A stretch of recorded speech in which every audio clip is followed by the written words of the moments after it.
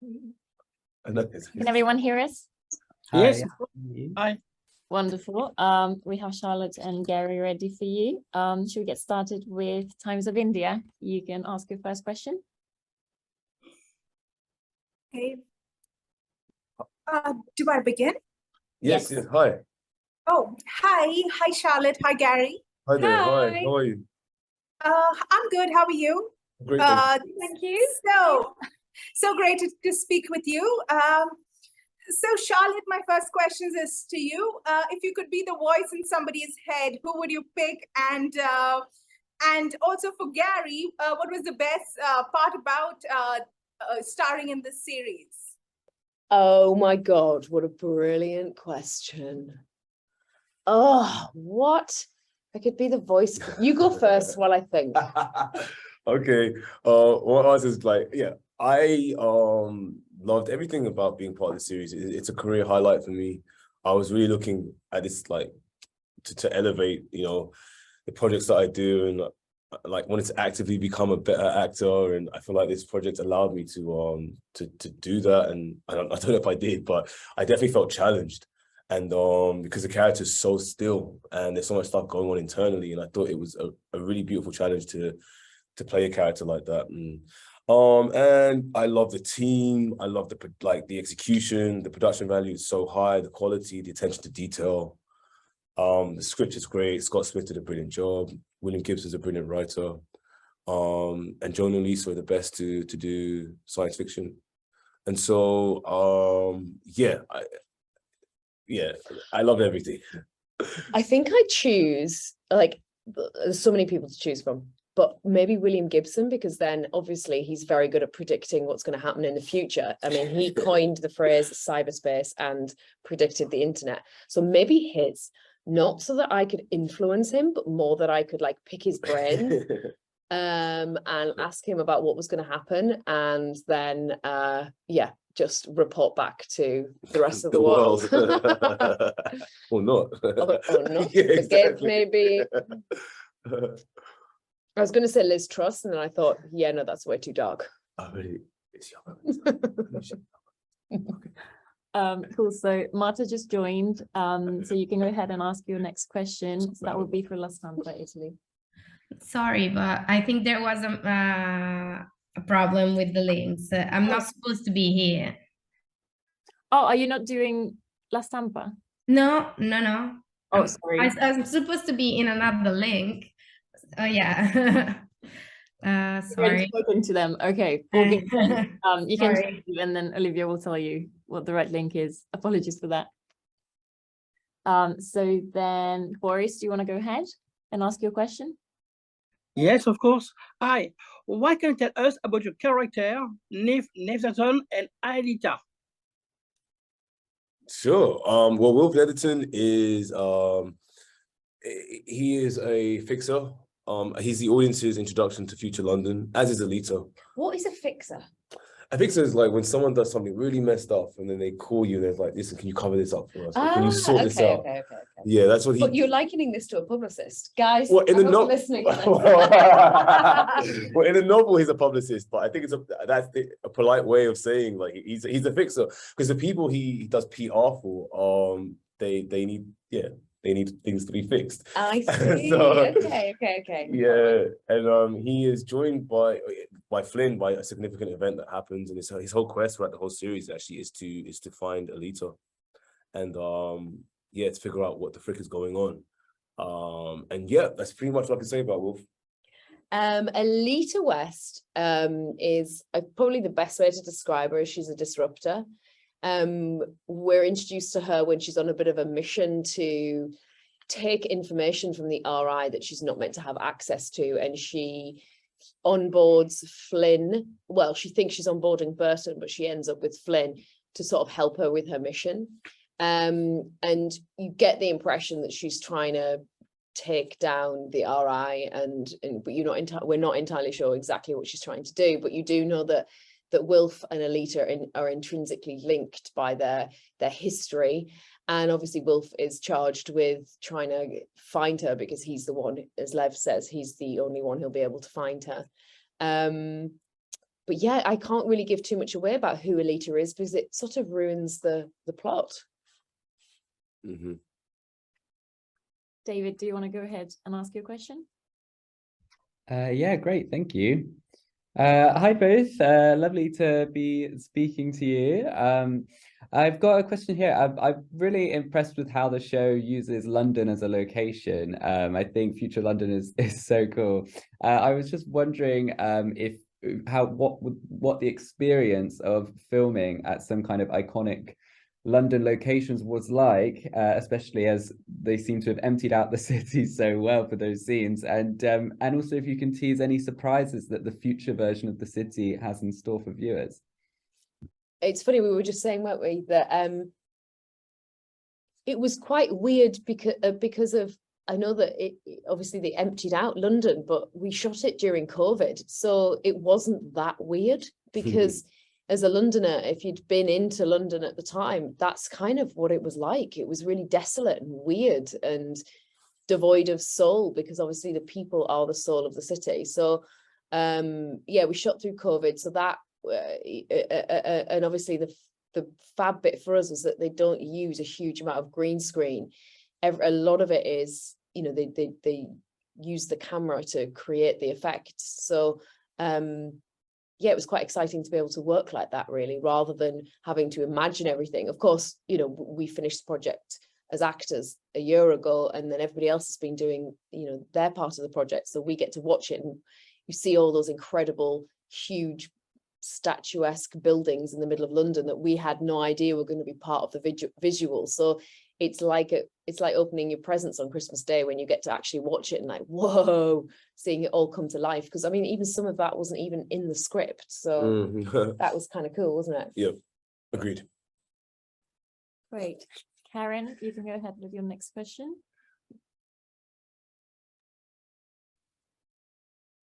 So if you get to choose, you know, either a power up in a game, or say if it were a futuristic movie plot, which one would you put yourself into and why?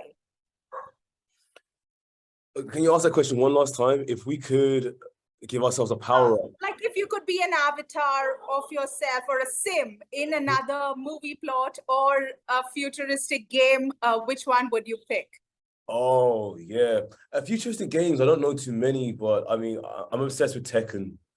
I love that game. If I'd probably like jump into the character of Jin, or someone like that, and like just beat some people up. Or if I'm gonna jump into another film, it'd probably be a Jonah Nolan or a Christopher Nolan project, because I love their work. I love the way they approach sci-fi. The only computer game I have any reference for was when I used to play Street Fighter in the 90s, so I'm going to go with Street Fighter. Nice. Tekken and Street Fighter. I mean, those are strong answers. Goree, you can go ahead with your next question. Yes, of course. Which scene was the most difficult to play and why? Which scene? Yeah. For me, actually, it's probably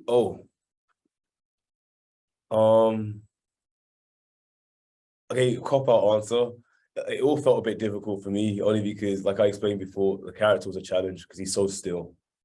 And so, like, the whole time, you can't really show much emotion when my instinct would be to do that. But it's not just standing still, being a robot or a statue. There is so much stuff happening internally. So it's about playing that whilst being still, but still making sure that information like was conveyed to the audience. I found that super challenging. And I felt I spent a lot of the series feeling like I didn't know what I was doing. But I decided that I'd use that for the character because I feel like Wolf is in a very unsure place, highly like super paranoid, very insecure. So I found it all a challenge and quite difficult, but great fun at the same time. Cool. David, next question. So this question is for Charlotte, because your character in the early episodes is present for two scenes which were surprisingly gory, at least to me. I'm thinking of the eye surgery and the fight scene with like the sonic gun where the hand comes off and all sorts of craziness is going on. I was just wondering how it was filming those scenes and whether at all you found yourself affected by kind of the gore on set. Great question. Because of it sort of relates back to what you were saying before, that so much of it is not visual effects. Like they create so much of it there as we're shooting. So Jack Reynor had to have that instrument put into his eye.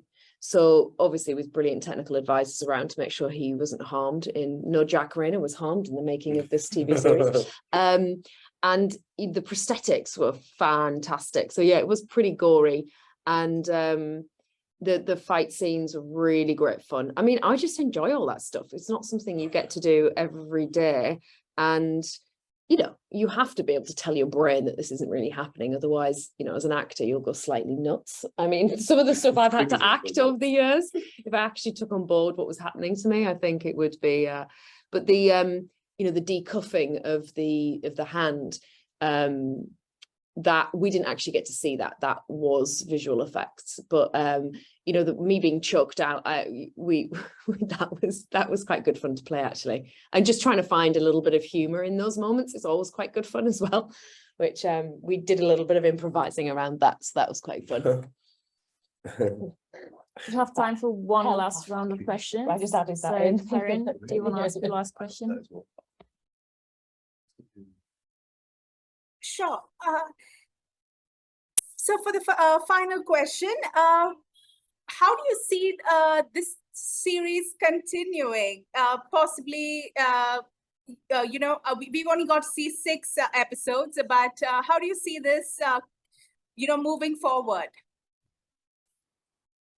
To be honest with you, I really don't know, because the thing about Jonah and Lisa is that they set things up, right? And they take you on a journey for one season, and then you come to it the second season, and then they just go completely left, or like somewhere so far removed from what you had originally, where it's like they really, that freaks some people out. Some people don't like that, but I actually love that when I watch a series. I love that it feels like there's no limits, and there's so many other worlds to explore, and it's like you're not bounded to one story or one structure, and you just let your imagination go. And I think you like with this genre and this subject, you can do that. Just like see how far you can go and where you can go with it. So and they're really ballsy with that, aren't they? They're really good at going. They're really good at going. You love all those characters, great. Well, they don't exist anymore. Yeah. Here's a whole new bunch of other characters. Like, I'm not saying that that's what's going to happen, but I love that they just pull the rug on you like that, and they're not scared to kill their darlings in terms of what the audience want. They're like, you think you want this? Yeah. But actually we're going to give you this. I'm going to tell you what you So want. the answer to your question is we have no idea. Boris, you can ask your last question. Yes. What memories do you have of the shoot and your collaboration with Chloë Grace Moretz, please? I just have really fond memories. I just remember thinking that she's so young, and I mean that like in not patronizing way at all. I mean that's a compliment, that she's so young, she has a body of work behind her that's so impressive, and she's so grounded and humble and down to earth and relatable, and you can like connect with her, and she's about the work. She's very hardworking. I loved the majority of my scenes are with Chloë, and I loved working with her. She's a sweetheart. I didn't get to do any scenes with Chloë because our characters don't meet. I mean, they sort of do, but yeah, we didn't actually have any physical scenes. I got to meet her just as Chloë, but we didn't meet as actors on set. But I really enjoyed meeting her just as Chloë. She's gorgeous and lovely.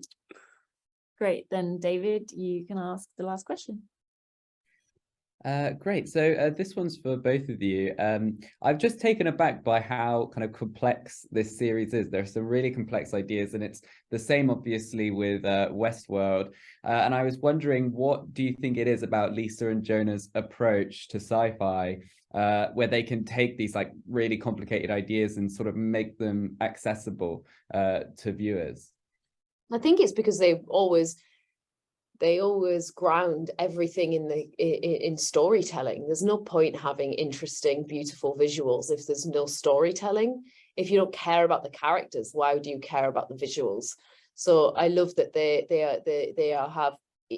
they place as much importance on the heart of the story as they do on the visuals. And I think that's where the magic happens, is that you are totally invested in the story and the characters, and that's what happens in the Peripheral, that you care about how these people are going to survive, and that's the magic of what they do. And they don't make any of the supporting. So it was the same in Westworld, and I think it's the same in this. There's no bum notes in terms of characters. There's no characters that you're like, meh, I could do without. Oh God, it's that character. Sometimes you watch drama or sci-fi and you're like, oh, it's that character again. And that often those characters are just there to merely serve the lead character, and they're just a bit 2D, whereas every single character in this is just like brilliant and a dream. I think probably if you asked every actor on this, they enjoyed playing their character, because there isn't a boring character in it. They're all, fully realized. Yeah, I mean, I just would reiterate what Charlotte said. Yeah. I don't have anything else to add to that. Great. That's it then. Thank you so much. Thank you very much Thank for your you. time. Much Thanks. appreciated. Goodbye.